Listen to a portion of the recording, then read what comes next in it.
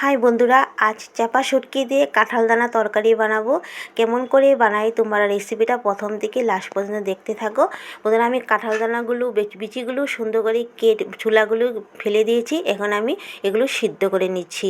আর সিদ্ধ করে নিতে হয়, কাঁঠাল দানাগুলো অল্প সিদ্ধ করে নিলে রান্নাটা ভালো হয়। আর বন্ধুরা, এখানে আমি সিদ্ধ করে নিলাম, আর তার সাথে আলু আর দিয়ে দিয়েছি কচু। আর এখানে নিলাম চাপা শুটকি, পেঁয়াজ আর রসুন আর লাল কাঁচা লঙ্কা। বন্ধুরা, এখানে আমি আগে আলু আর কচুগুলো সুন্দর করে ভেজে নেব। অল্প সামান্য সিদ্ধ করে নিয়েছি।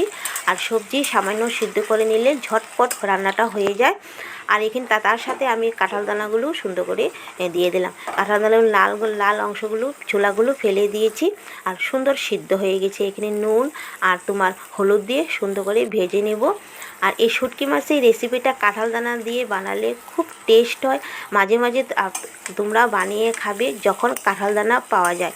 বন্ধুরা, আমাদের মার বাড়িতে কাঁঠাল পাওয়া যায়, তাই মা আমাকে কাঁঠাল দিয়েছিল। সেই কাঁঠাল দানার বিচিগুলো আমি রেখে দিয়েছিলাম। বন্ধুরা, এখানে সুন্দর করে দেখুন মশলাগুলো বেটে নিয়েছি।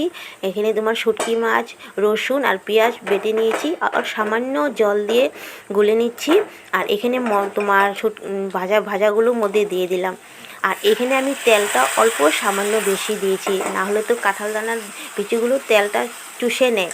সুন্দর ভাজা করে নেব। আর এখানে দেখো ভাজা করে নিচ্ছি, তারপরে সুন্দর করে ঢেকে দিব। অল্প সামান্য কালারের জন্য আমি এখানে দিয়ে দেব এভারেস্টের লঙ্কা গুঁড়োটো। সুন্দর, এটা কিন্তু ঝাল না, শুধু কালার হবে। বন্ধুরা, আমার মোবাইলটার জন্য আমার রেসিপিটা কালারটা সুন্দর হচ্ছে না। প্লিজ তোমরা কিছু মনে করবে না। আর এখানে যেমন বানাচ্ছি তেমনই তোমাদেরকে দেখাচ্ছি, কোনো কিছু অ্যাড করিনি। ভাজা হয়ে গিয়েছে। এখন দিয়ে দিলাম জল, সামান্য জল দিব, কারণ সব সিদ্ধ করে নিয়েছি তো। সামান্য জল দিয়ে সুন্দর করে নাড়াচাড়া করে তরকারিটা নামিয়ে নেব।